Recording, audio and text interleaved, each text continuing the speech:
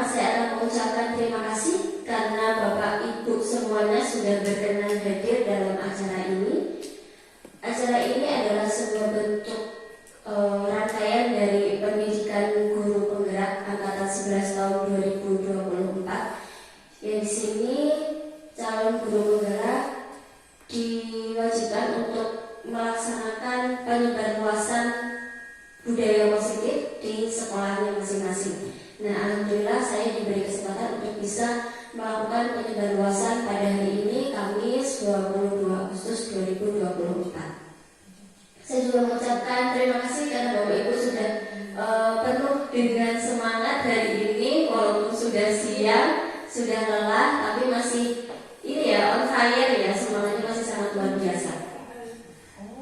Baik, biar tambah semangat sebelum kita memulai pemaparan hari ini, Bapak Ibu semuanya boleh berdiri.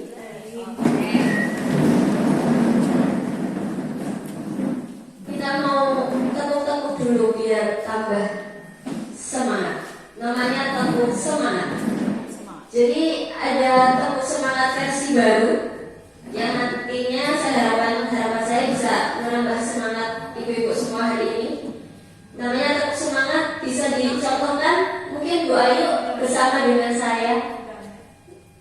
Tepuk semangat, dang dang dang, ding ding ding, dung dung dung, dang dang dang, ding ding ding, dung dung dung. Aha aha ma, aha aha na, aha aha semangat.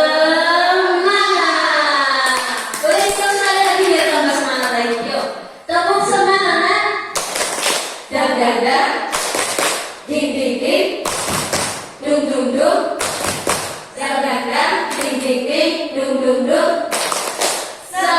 Aha aha ma, aha aha na, aha aha semangat. Terima kasih semuanya, sangat luar biasa. Boleh duduk kembali ibu-ibu semuanya. Wah, ini jadi tambah fresh ya. Saya ada satu lagi ice breaking, tapi ini tidak berarti ice cream. Jadi ini tebak-tebakan. Cluenya, jadi nanti silakan Bapak Ibu, ibu-ibu semua bisa menebak. Ini ada cluenya. Cluenya diingat-ingat ya. Kasir itu warna-warni. Cluenya adalah kasir itu warna-warni. Kalau oranye ditambah ungu sama dengan 15, maka biru ditambah hijau sama dengan apa? Ini luar biasa. 70. Coba Bu Ruli ini jangan diberitahu dulu. Saya ulang lagi pertanyaan yang selanjutnya. Kasir itu warna-warni. Kalau oranye ditambah ungu sama dengan 15, kemudian biru ditambah hijau sama dengan 70, maka oranye ditambah hijau sama dengan berapa? Berapa? Oranye dan hijau jadinya berapa? Oranye dan hijau. Oranye dan hijau 25. Teman-teman dulu guru ini luar biasa ini.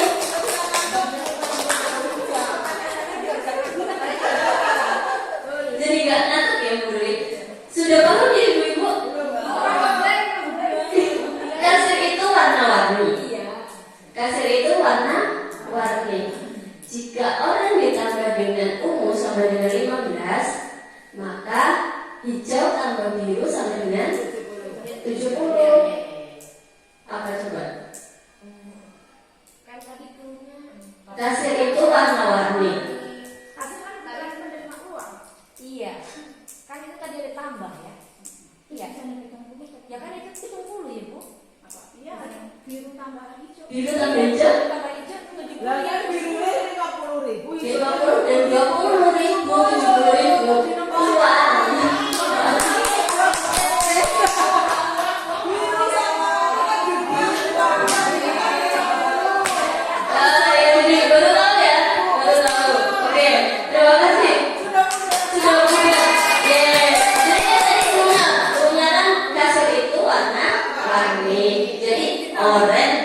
tambah ungu sama dengan 15.000, 15.000. 10.000 orang 5.000.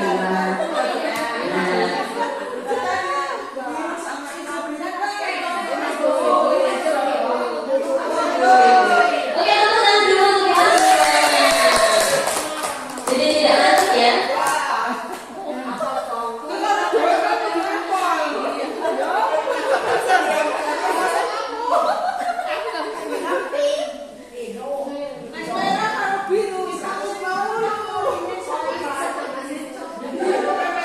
Nanti kita bisa lanjutkan di kelas ya Bu ya. Nanti bisa kepada anak-anak dengan clue seperti itu.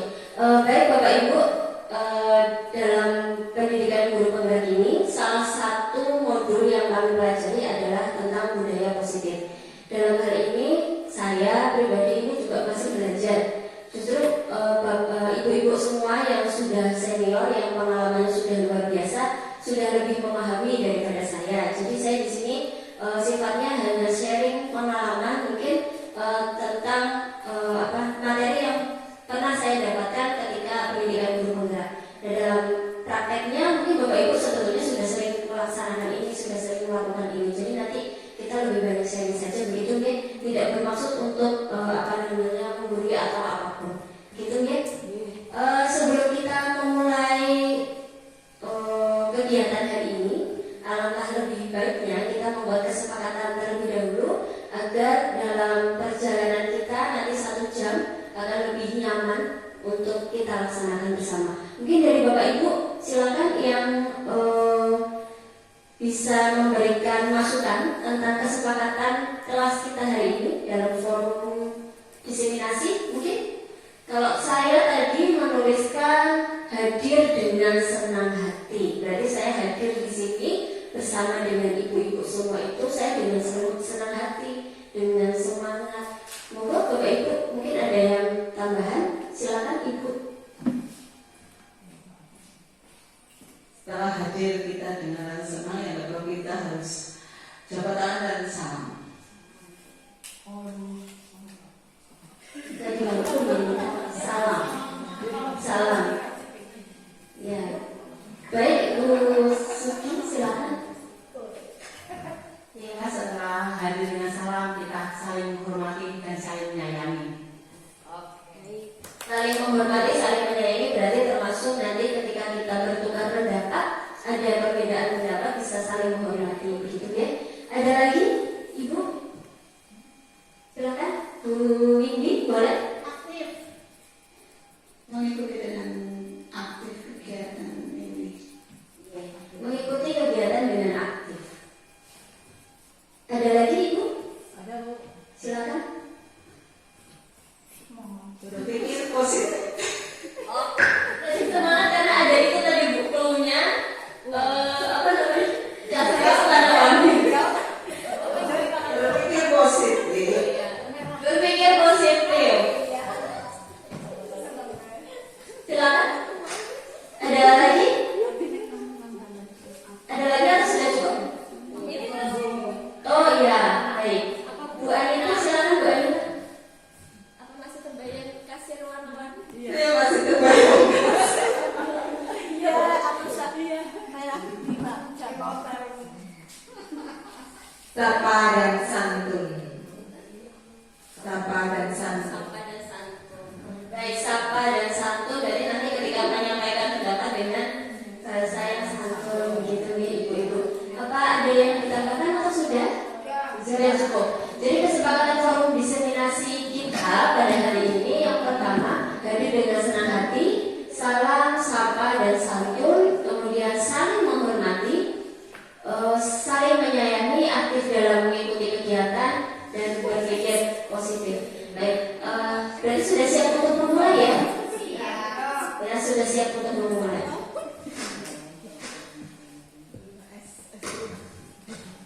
Tes breaking lagi.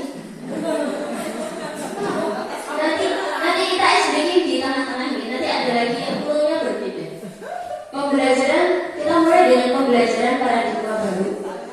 Pembelajaran dengan paradigma baru dirancang berdasarkan prinsip pembelajaran yang berdiferensiasi sehingga setiap murid mampu belajar sesuai dengan kebutuhan dan minat dari tahap perkembangannya untuk mewujudkan profil pelajar Pancasila. Seperti yang kita ketahui bersama bahwa setiap murid itu memiliki karakter dan memiliki kebutuhan serta minatnya sendiri-sendiri, tidak ada yang sama. Nah, dalam paradigma pembelajaran yang baru ini berarti kita membuat pembelajaran yang bisa mengakomodir perbedaan itu, perbedaan karakteristik, perbedaan kebutuhan, serta perbedaan minat dari masing-masing siswa, sehingga siswa itu bisa menerima pembelajaran yang kita berikan dengan sesuai kemampuan mereka masing-masing.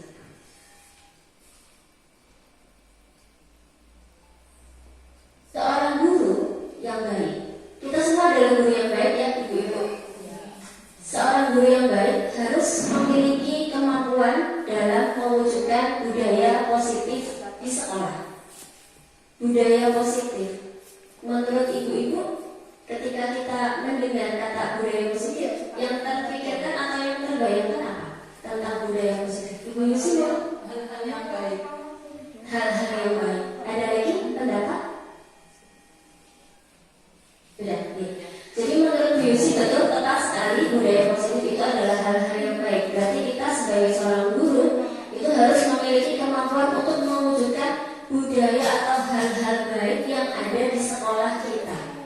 Yang ada di sekolah itu kan jelas, ada guru, ada siswa, kemudian ada kepala sekolah, ada staf tata usaha dan yang lainnya. Tapi dalam hal ini kita berfokus kepada peserta didik atau murid. Jadi kita sebagai guru itu harus bisa berusaha untuk mewujudkan budaya positif di lingkungan SMP Negeri 2 Pejaguan.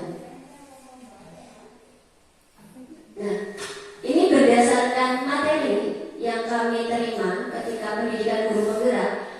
Budaya positif itu dapat dikembangkan melalui 6 hal. Yang pertama adalah disiplin positif. Yang kedua, motivasi perilaku manusia. Yang ketiga, keyakinan kelas atau sekolah. Yang keempat, 5 posisi kontrol guru. Yang kelima, 5 kebutuhan dasar manusia. Dan yang terakhir adalah segitiga restitusi. Bapak Ibu sudah pernah mendengar ini semua ya? Sudah bukan hal yang asing untuk ibu-ibu semua. Nah, kita mulai dengan yang pertama tentang disiplin positif. Apa sih disiplin positif itu? Monggo silakan, ada yang mau menyumbangkan pemikirannya? Silakan. Disiplin positif itu yang seperti apa ya? Bu Hermi mungkin, Pak Guru Lili boleh.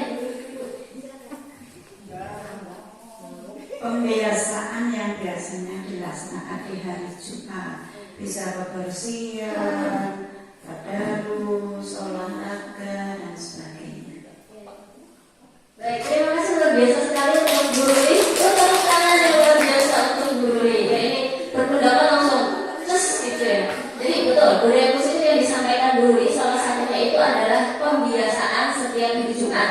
Betul seperti yang kita ketahui bersama bahwa di SMP Negeri 2 Pejaguan itu ada pembiasaan setiap hari Jumat. Ada 3 macam pembiasaan: Jumat bersih, Jumat sehat, Jumat ibadah. Nah, itu adalah kegiatan-kegiatan yang positif yang menjadi salah satu contoh dari disiplin positif yang dikembangkan di SMP Negeri 2 Pejaguan. Terus, nah, secara umum, pengertian secara umum, disiplin positif adalah suatu pendekatan untuk menerapkan disiplin diri dalam diri anak, bukan karena ada hukuman, paksaan, pujian, dan hadiah. Nah, tadi seperti yang disampaikan oleh Guru Li bahwa adalah suatu pembiasaan. Nah, disiplin positif di sini ditekankan kepada kesadaran anak. Jadi anak itu sadar dari dalam dirinya, bukan karena ada hukuman, bukan karena ada imbalan, ataupun karena ada pujian, paksaan, dan lain-lain. Jadi mereka melakukan ini murni dari dirinya sendiri, ingin melakukan sesuatu yang baik, kebiasaan-kebiasaan baik, kebiasaan-kebiasaan baik yang tumbuh dari dalam dirinya. Disiplin positif lebih ke arah disiplin diri yang dapat mengontrol diri dalam melakukan segala tindakan. Jadi kalau di dalam dirinya sudah tumbuh disiplin positif, maka dia bisa mengontrol tindakannya. Jadi tindakan yang dia lakukan, yang keluar dari dalam dirinya itu adalah tindakan-tindakan yang positif, yang memang berasal dari dirinya sendiri. Jadi misalkan berangkat sekolah gasik atau awal tidak terlambat itu bukan karena ada hukuman, bukan karena nanti kalau terlambat ada hukumannya, tapi memang karena saya sekolah harus mematuhi jam sekolah, jam 7 harus sudah sampai sekolah, berarti jam 7 datang ke sekolah karena memang memiliki tanggung jawab dan kesadaran. Jadi bukan karena ada hukuman. Kemudian yang kedua, disiplin positif mengajarkan anak bertanggung jawab dan menumbuhkan kesadaran diri berdasarkan nilai-nilai kebajikan. Nah, ini yang kedua. Jadi anak itu benar-benar bertanggung jawab dan sadar atas nilai-nilai kebajikan. Salah satu contoh nilai kebajikan adalah disiplin. Jadi memang tumbuh dengan sadar. Nah, ini adalah nilai-nilai kebajikan universal yang bisa tertuang di dalam profil pelajar Pancasila. Dimensi pelajar Pancasila ada berapa nih, Bu? Ada 6. Apa saja? Bisa disebutkan? Beriman, bertakwa kepada Tuhan Yang Maha Esa, berakhlak mulia. 2. Berkebinekaan global. 3. Gotong royong. 4. Mandiri. 5. Kreatif. Dan 6. Bernalar kritis. Terima kasih Bu Ayu, luar biasa. Betul, ada 6 dimensinya. Seperti yang tadi sudah disampaikan oleh Bu Ayu, beriman, bertakwa kepada Tuhan dan berakhlak mulia, kemudian berkebinekaan global, gotong royong, mandiri, kreatif, dan bernalar kritis. Ini adalah dimensi-dimensi yang kita harapkan bisa tumbuh di dalam diri murid-murid kita. Ya, jadi kita berusaha untuk bisa membantu anak-anak untuk bisa menumbuhkan 6 dimensi dari profil pelajar Pancasila ini. Nah,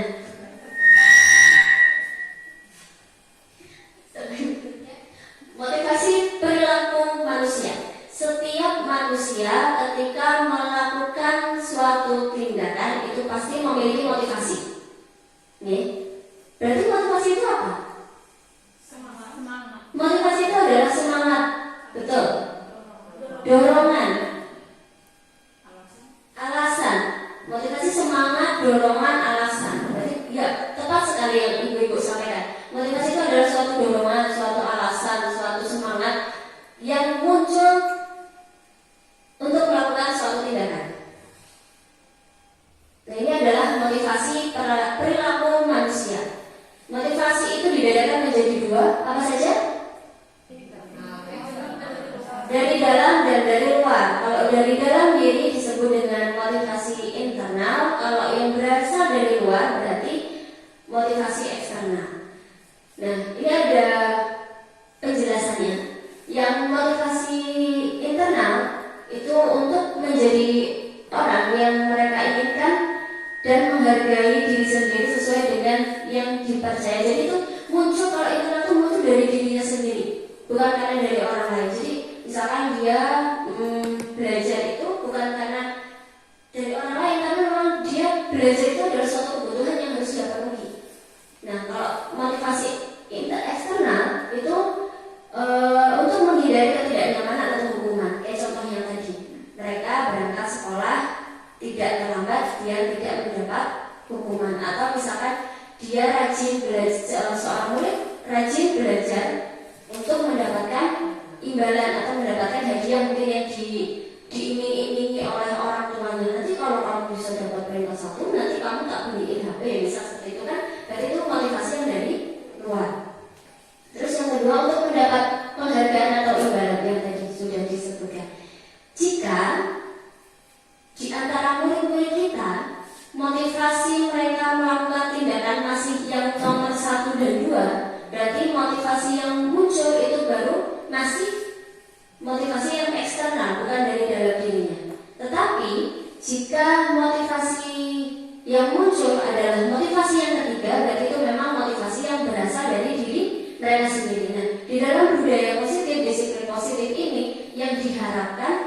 adalah motivasi yang benar-benar muncul dari dalam diri murid, bukan dari orang lain. Jadi memang mereka sadar dan bertanggung jawab untuk melakukan tindakan yang positif.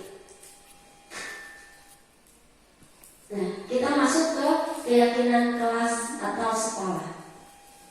Bapak Ibu mungkin sudah pernah mendengar kata keyakinan kelas atau keyakinan sekolah. Mungkin saya ingin mendengar dong sharingnya dari Ibu.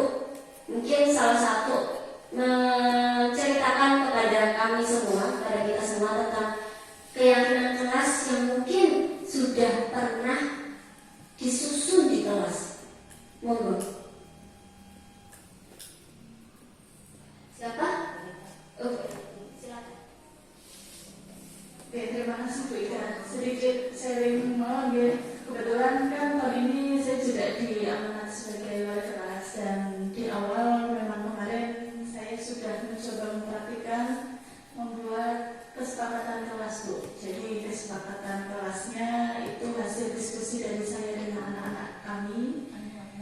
Kesepakatan kelas yang itu dari mereka, usulan dari mereka yang sekiranya bisa dilakukan dan itu berhubungan dengan kehidupan sehari-hari anak-anak. Seperti contohnya tadi masuk sekolah tepat waktu, kemudian melaksanakan piket kelas dan menjaga kebersihannya. Salah satu contohnya seperti itu. Kesepakatan yang sudah saya buat bersama anak-anak saya. Terima kasih sekali Bu Elvi atas sharing pengalamannya tentang keyakinan kelas. Jadi keyakinan kelas ini memang dibuat bersama-sama dengan siswa di kelas yang disepakati oleh seluruh warga kelas, anggota kelas. Mengapa keyakinan kelas? Mengapa tidak peraturan kelas? Ini yang bisa menjawab nanti ada hadiahnya. Monggo.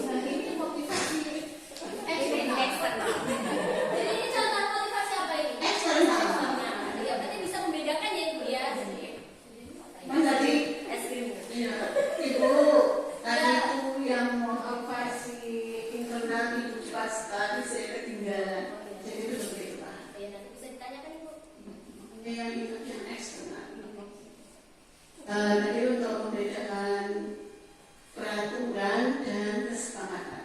Kalau peraturan itu cenderung ada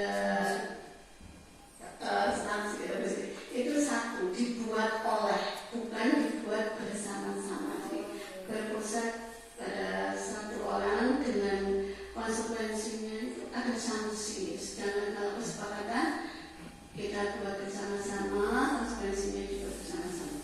Ibu. Terima kasih Bu Windy. Baik, terima kasih Bu Windy. Nanti hadiahnya bisa diambil di koperasi sekolah. Dengan meletak merah dan hijau tadi.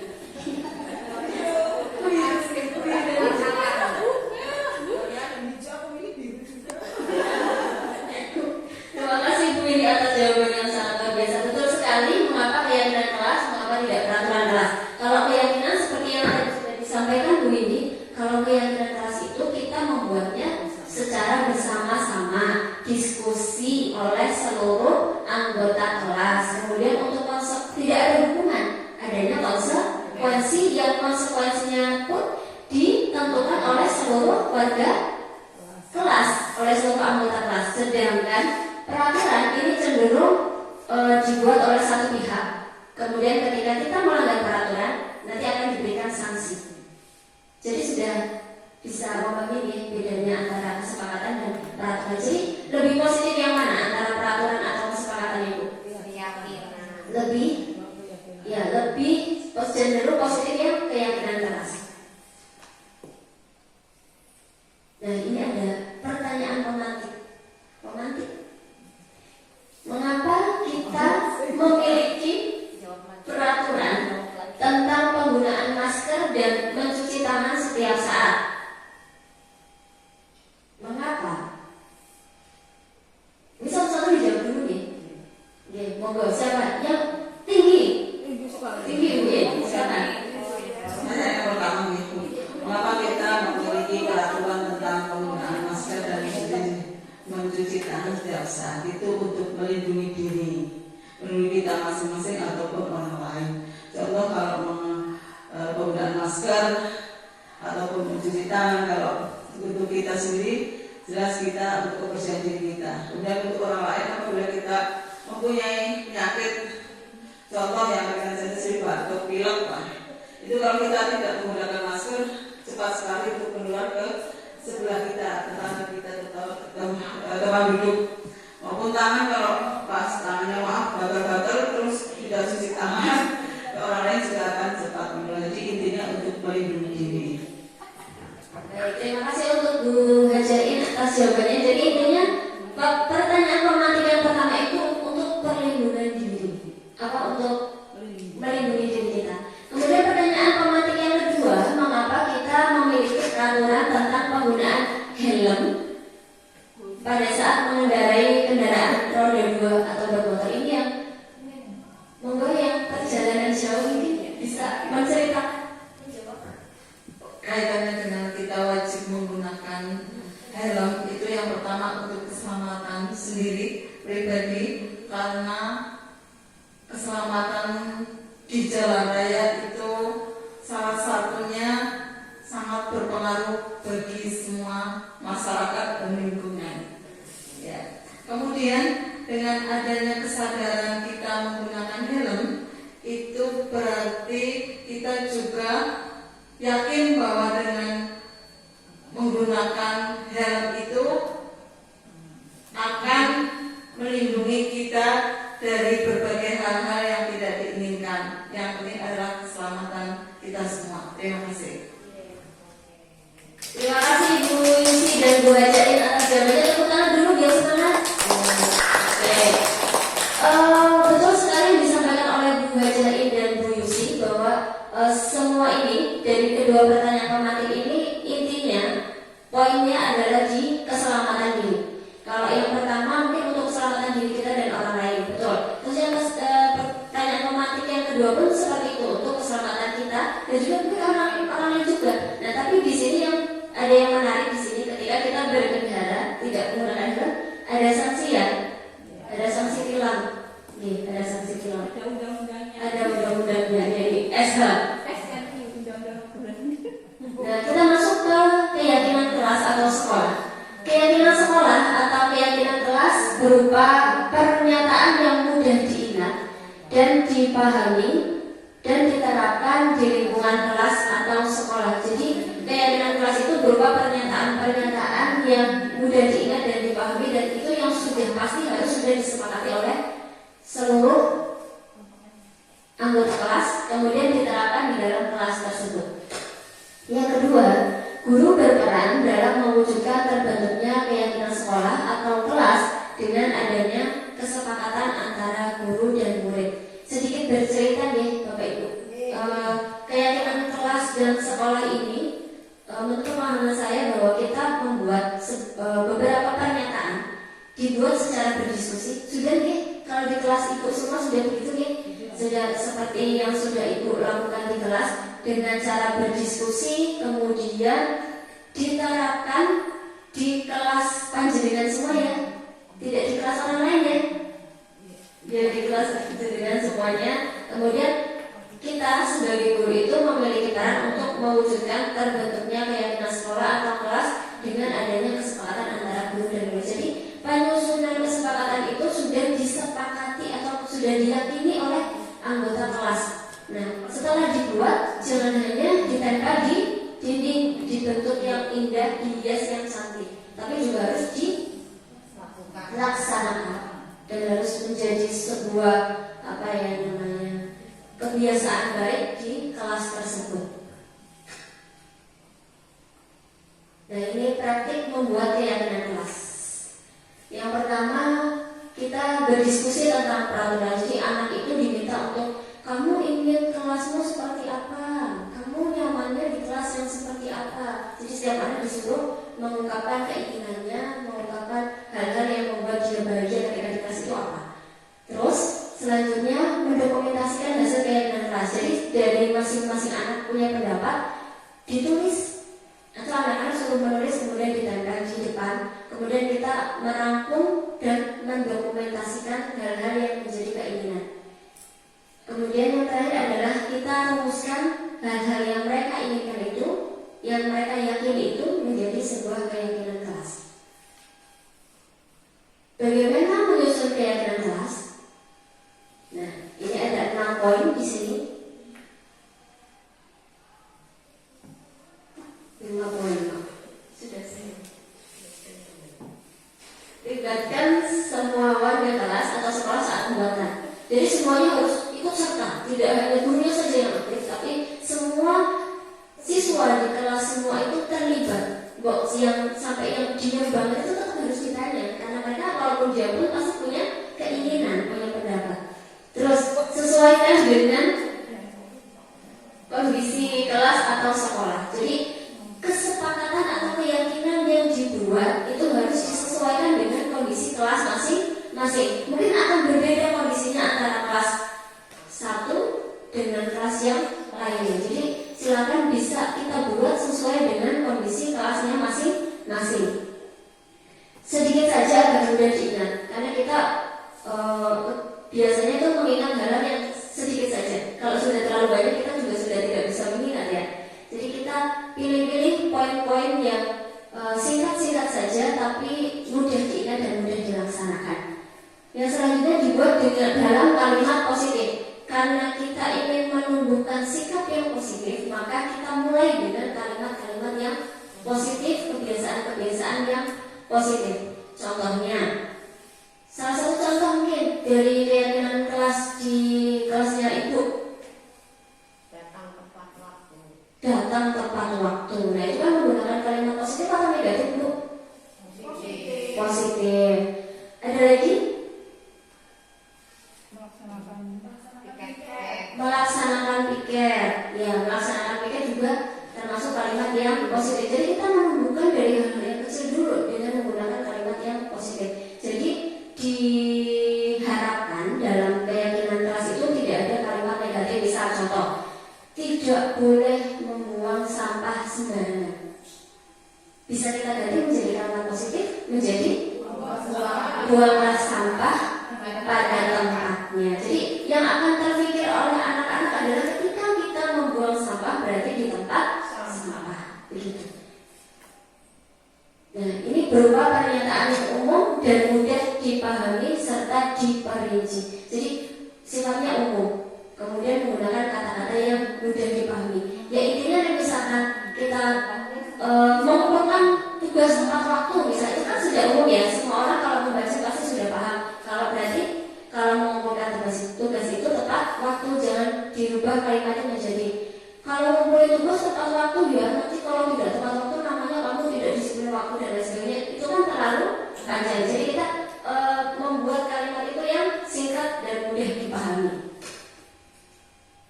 Nah ini ada kebutuhan dasar manusia.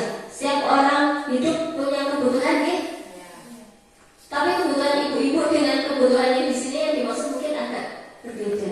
Coba, menurut ibu-ibu semua kebutuhan dasar manusia, kalau ibu-ibu kan butuhnya skincare, ya kan?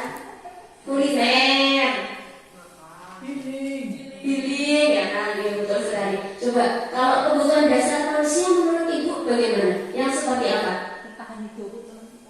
Kebutuhan satu-satu nih. Bu Sugi apa ibu? Kebutuhan untuk bertahan hidup. Oke, baik. Terima kasih. Kebutuhan untuk bertahan hidup. Oh iya. Berasa diterima di lingkungannya. Baik. Luar biasa sekali. Diterima di lingkungannya Bu Yusi, kebutuhan dasar. Ya, kebutuhan pokok. Oke, luar biasa sekali semangatnya, masih semangat luar biasa. Kebutuhan dasar manusia. Ada yang tadi ibu kebutuhan bertahan hidup berarti ya dari makan, dari sandal, pangan, gitu ya. Kalau Bu ini kebutuhan untuk dihargai betul, diterima. Kita yang paling penting adalah kita bisa diterima di lingkungan kita, itu adalah kebutuhan dasar. Kalau kebutuhan itu tidak kita dapatkan, nanti kita juga tidak akan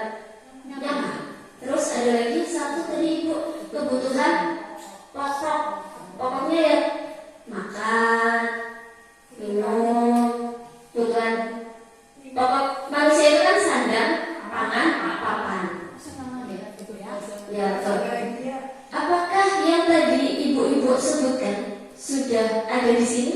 Survei membuktikan. Oh bukan. Pernyataan ini adalah sebuah pernyataan. Ketika seorang murid, kita bisa sambil membayangkan murid kita yang istimewa itu.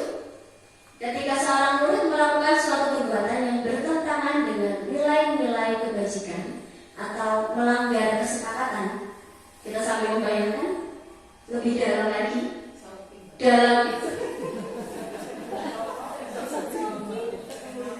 Hal demikian sebenarnya dikarenakan mereka itu gagal dalam memenuhi kebutuhan dasar mereka. Jadi ada beberapa anak istimewa yang mungkin mereka melakukan tindakan-tindakan yang tidak sesuai dengan kesepakatan itu karena mereka punya alasan.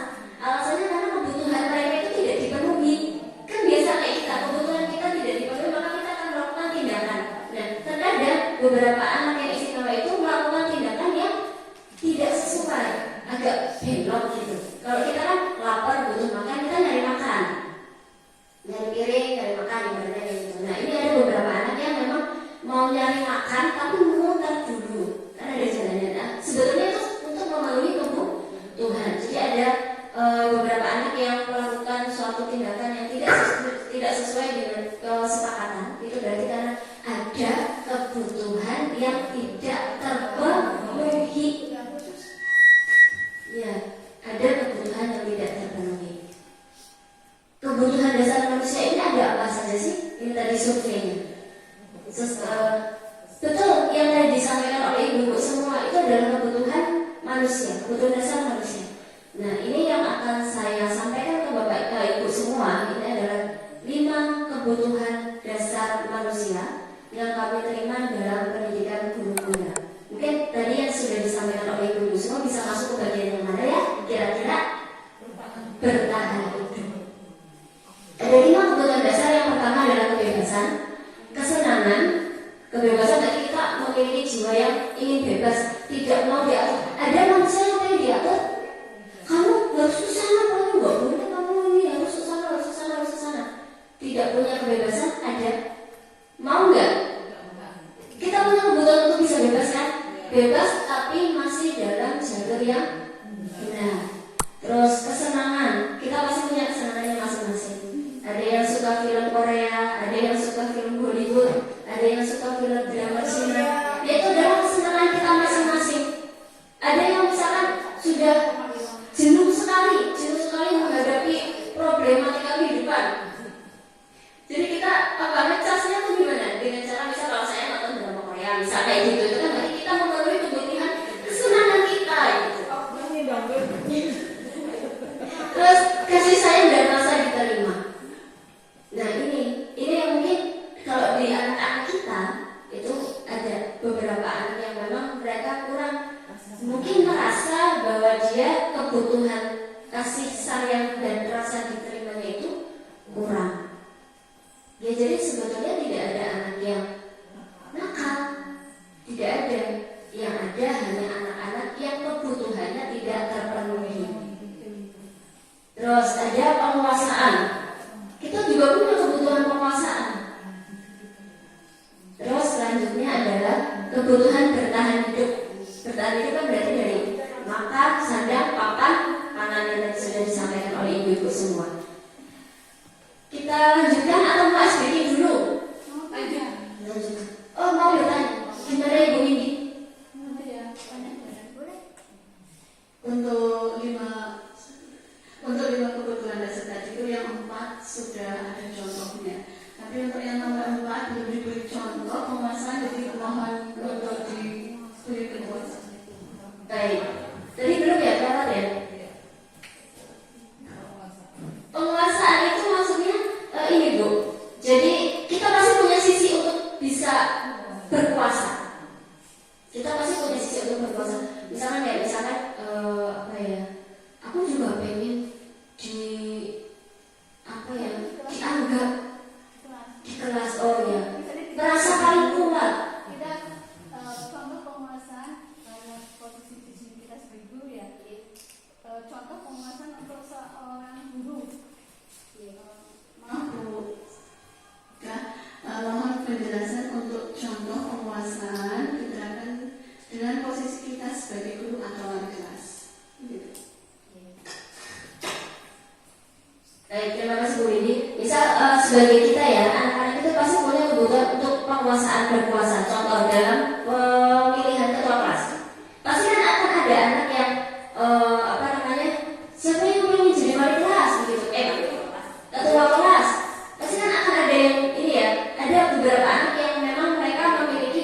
kepemimpinan yang luar biasa. Nah itu juga harus kita penuhi. Misalkan ternyata dalam pemilihan ketua kelas itu dia tidak janji, dia mungkin kan anak kecewa kan ibu. Nah kita bisa alihkan untuk masih tetap berada di struktur kelas, tapi tidak menjadi ketua kelas. Misal seperti itu. Terus ada lagi penguasaan. Aku pengen duduk di sini, pokoknya di sini, nggak mau di sana, nggak mau di situ, nggak mau di mana-mana. Pokoknya saya maunya di sini, kan ada.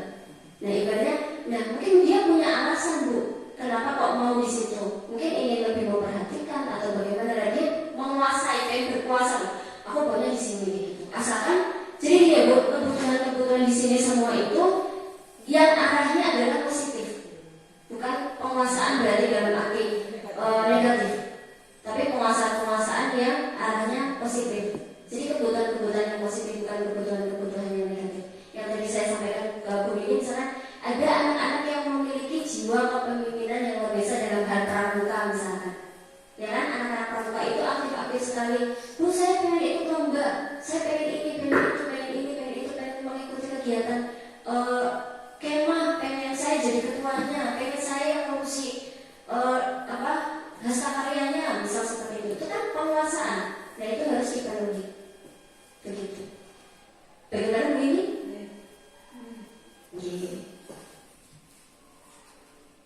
Terus ini kita lanjut ke 5 posisi kontrol guru.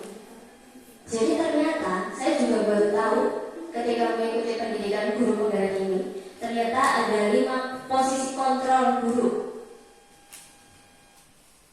Nah, ini adalah 5 posisi kontrol guru yang dimaksud. Yang pertama adalah manajer, yang kedua adalah teman, yang ketiga penghukum, yang keempat pemantau, yang kelima pembuat rasa bersalah. Nah, posisi kontrol ini erat kaitannya dengan restitusi, erat kaitannya dengan murid-murid yang melakukan pelanggaran. Mungkin akan saya ceritakan satu-satu nih secara singkat. Kita mulai dari pembuat rasa bersalah dulu, dari bawah. Ketika kita menemui atau bertemu dengan siswa yang berbuat tidak sesuai dengan keyakinan, ketika posisi kontrol kita sebagai pembuat rasa bersalah, maka kita akan berkata, kamu gimana sih? Kamu membuat saya kecewa. Kamu kalau orang tuanya tahu kayak gitu, kira-kira orang tuamu marah enggak?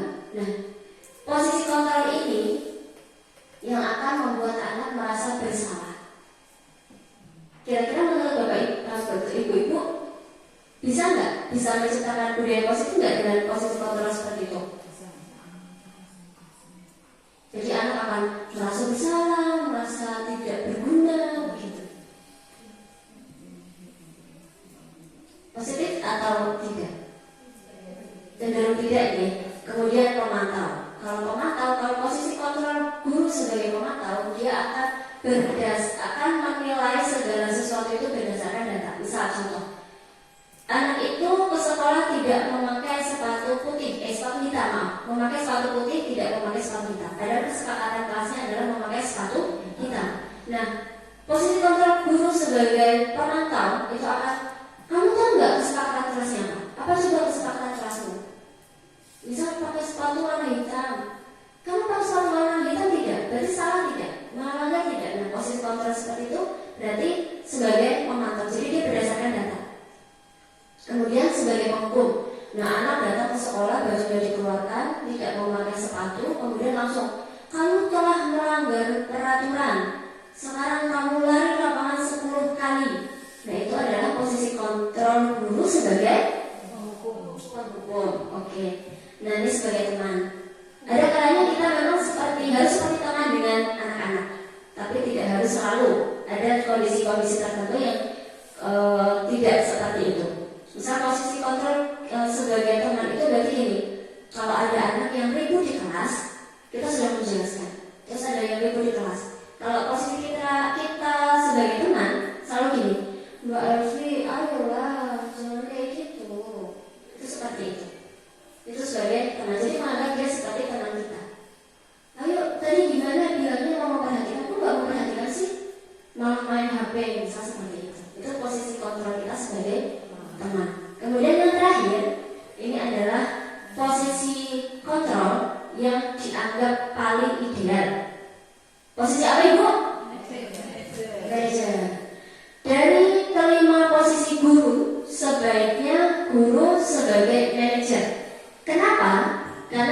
berbuat sesuatu bersama murid, kemudian mempersilahkan murid mempertanggungjawabkan perilakunya dan mendukung agar murid dapat menemukan solusi atas permasalahannya sendiri. Jadi kalau guru sebagai manajer, maka dia akan merangkul dulu siswanya, diajak duduk, diajak berbicara, ditanyakan kenapa kamu seperti itu, apa alasannya, seperti itu ya. Jadi tidak langsung memberikan hukuman, tidak langsung memberikan judgement.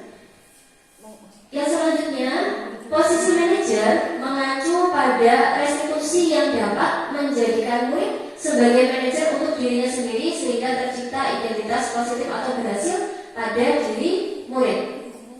Nah, ini kaitannya dengan materi yang akan kita bahas. Jadi kalau posisi manajer itu pokoknya intinya kita tuh pro siswa gitu loh, pro murid. Jadi ibaratnya kamu salah, kamu kenapa kok begitu? Apa alasannya? Coba kita lihat dulu kesepakatannya sesuai tidak. Nah, terus kalau misalnya seperti itu, apa yang akan kamu lakukan? Jadi seperti itu. Jadi ketika siswa mendapat suatu permasalahan atau tidak sesuai, maka solusi-solusi itu tuh akan dari siswa sendiri, bukan dari data, bukan dari hukuman ataupun dari yang lain. Nah, kita masuk ke segitiga restitusi. Ibu-ibu sudah pernah mendengar kata segitiga restitusi? Sudah. Segitiga restitusi itu erat kaitannya dengan penyelesaian masalah. Ini juga hampir-hampir mirip dengan proses konseling yang dilakukan oleh guru BK. Mungkin ada satu guru BK di sini yang sangat luar biasa. Senior kita. Bu In, monggo bisa berbagi pengalamannya. Jadi yang menurut saya itu segitiga restitusi itu adalah suatu proses dalam menciptakan kondisi siswa untuk berbagi kesalahan mereka sehingga mereka bisa kembali ke hal yang baik dengan karakter yang baik, dengan menyadari sendiri. Jadi di sini anak bisa menyadari kesalahannya, kemudian bisa memperbaiki diri. Gitu. Jadi prosesnya itu. Baik, terima kasih, betul sekali yang disampaikan Bu Hajanin, karena segitiga restitusi itu hampir sama dengan proses konseling yang sudah biasa dilakukan oleh Bu Hajanin. Apa sih segitiga restitusi itu? Nah, segitiga restitusi adalah sebuah proses menciptakan kondisi bagi peserta didik untuk memperbaiki kesalahan mereka, sehingga mereka bisa kembali pada kelompok mereka dengan karakter yang lebih kuat. Jadi nanti ketika kita sudah melakukan segitiga restitusi, mereka akan kembali dengan karakter yang makin kuat, dengan karakter yang makin positif. Nah, ini adalah tahapan segitiga restitusi. Ada 3 seperti sisi segitiga. Yang pertama adalah apa? Coba dibaca bersama-sama biar tidak ngantuk. Yang pertama apa? Menstabilkan identitas. Oke, menstabilkan identitas. Yang kedua, validasi tindakan yang salah. Betul. Yang ketiga, wah, masih semangat. Ada 3, betul sekali. Tepukan dulu untuk kita semuanya. Ada 3 tahapan segitiga restitusi. Menstabilkan identitas. Nah, di menstabilkan identitas ini, nah, seperti praktik yang sudah pernah saya lakukan. Ini ada sebuah kasus. Ada seorang siswa yang dia tidak berangkat sekolah tanpa keterangan. Setelah dikonfirmasi kepada orang tua ternyata mengatakan bahwa anak tersebut berangkat sekolah tapi tidak sampai sekolah. Nah, kemudian setelah dilakukan proses atau tahapan segitiga restitusi, ini tahap yang pertama menstabilkan identitas.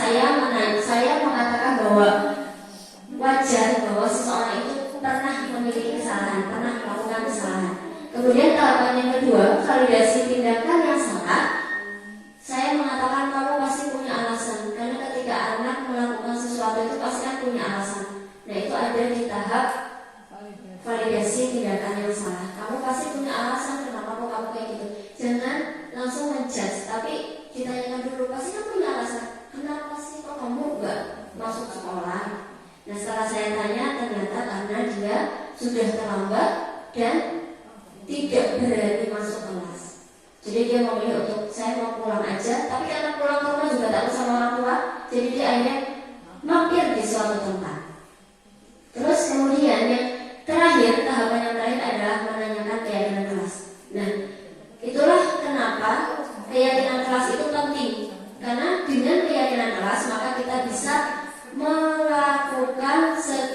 3 restitusi, karena di situ ada tahapan menanyakan biaya keras. Nah, ini ada sebuah studi kasus. Ada sebuah kasus, saya bacakan. Anda adalah wali kelas 9 di sebuah SMP bernama SMP Pelindung. Suatu hari saat kegiatan belajar mengajar sudah selesai, Anda dihampiri oleh salah satu guru, yaitu Pak Anto. Guru tersebut menceritakan kejadian yang terjadi pada hari ini pada salah satu murid Anda, yaitu Fani. Pak Anto dan guru-guru lain merasa Fani berbohong. Saat guru-guru tersebut mengajar, Fani beberapa kali izin ke toilet. Pada awalnya, guru-guru merasa biasa saja, namun dalam 1 jam pelajaran, Fani itu bisa beberapa kali izin ke toilet. Ketika ditanya alasannya, Fani selalu bilang sembelit. Setiap kali Fani izin ke toilet pun selalu diiringi dengan tawa dari teman-temannya. Saat ditawarkan untuk ke UKS, Fani selalu menolak. Anda mengerti dengan situasinya dan akhirnya memutuskan untuk berbicara dengan Fani. Keesokan harinya Anda meminta waktu dengan Fani untuk diskusi dan mengklarifikasi laporan dari Pak Anto. Sudah bisa dipahami untuk kasusnya? Menurut ibu-ibu, kebutuhan dasar apa yang hendak Fani penuhi? Kan tadi di awal sudah ada pembahasan bahwa setiap siswa yang melakukan suatu tindakan yang tidak sesuai itu karena ada kebutuhan yang tidak terpenuhi. Menurut ibu, monggo bisa berpendapat kebutuhan apa sih yang kira-kira tidak dipenuhi, yang hendak dipenuhi, yang pengen dipenuhi oleh Fani? Terima kasih. Kayaknya mencoba menjawab Ibu ini. Kalau saya menebak, sepertinya kami ingin memenuhi kebutuhan yang kebebasan. Jadi sepertinya dia menghindar dari pelajaran Pak Anton. Jadi kebutuhan yang hendak dipenuhi Fani adalah kebutuhan kebebasan tadi. Terima kasih jawaban yang luar biasa dari Bu Elvi. Berarti Fani ini kebutuhan kebebasannya yang tidak terpenuhi, maka dia beberapa kali minta untuk ke toilet. Ada pendapat lain? Oke, kita lanjut ke pertanyaan yang kedua. Jika Anda sebagai manajer, apa yang akan Anda katakan kepada Fani? Kira-kira apa yang akan ibu-ibu katakan kepada Fani? Manajer itu kan berarti kita menumbuhkan rasa tanggung jawab dari dalam diri murid. Kira-kira apa yang akan dikatakan? Kenapa setiap pelajaran saya kamu itu ke kamar mandi?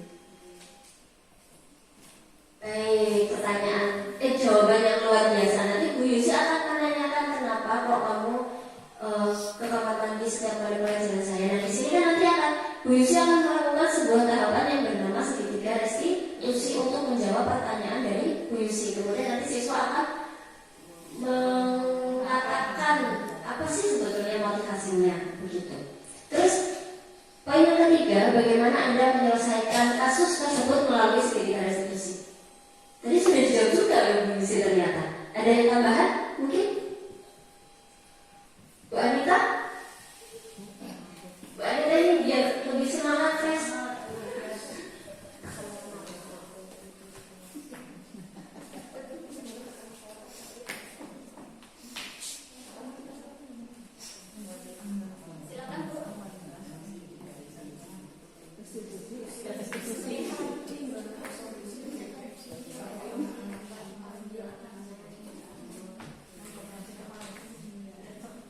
Coba tadi kasusnya di itu lagi.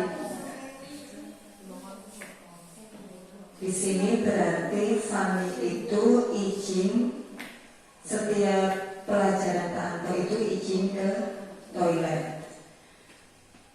Untuk penyelesaiannya, untuk penyelesaiannya kita coba dengan memanggil Fani.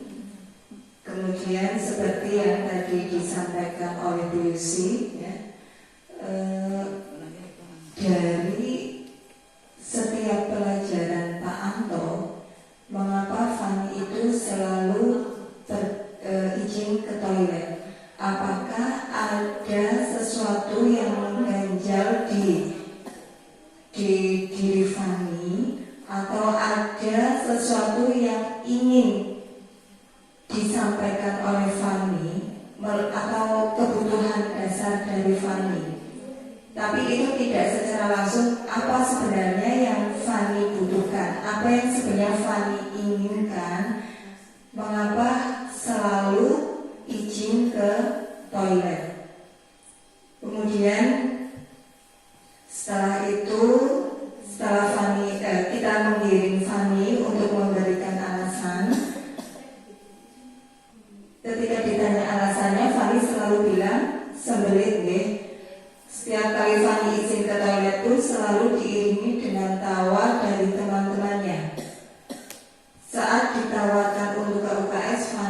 selalu menolak.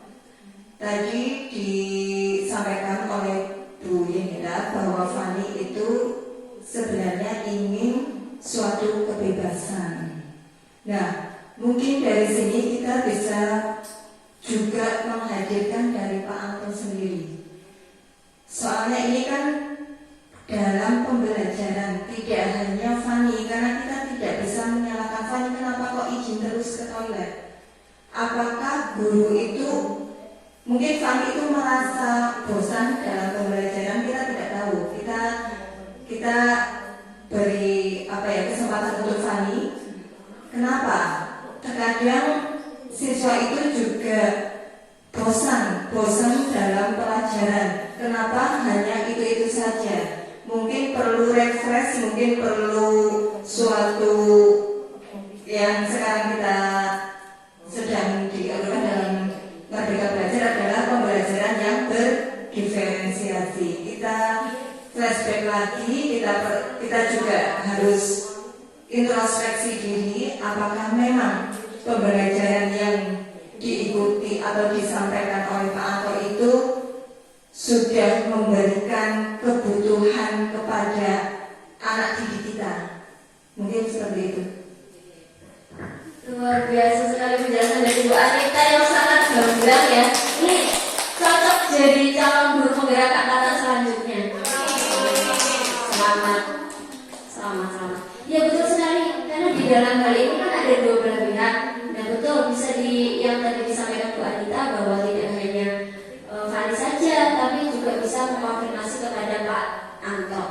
Ternyata ibu-ibu semua sudah bisa sudah bisa menyelesaikan suatu permasalahan menggunakan tahapan segitiga restitusi. Mudah-mudahan dalam kegiatan kita, dalam mengajar dan lain sebagainya, ketika kita menemui anak dengan permasalahan, kita bisa menyelesaikan menggunakan tahapan segitiga restitusi. Nah, ini sudah di sesi akhir, sesi tanya jawab dan refleksi. Mungkin ada dari dari ibu semua yang bisa memberikan suatu pertanyaan atau refleksi dalam kegiatan hari ini. Monggo satu saja.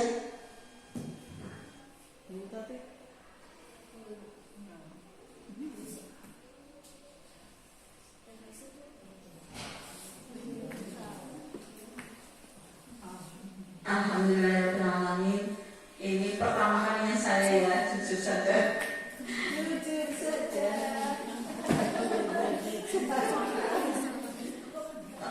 Dengan adanya seperti ini, jadi saya tahu bahwa dalam pembelajaran itu kita harus tidak skala saya, jadi harus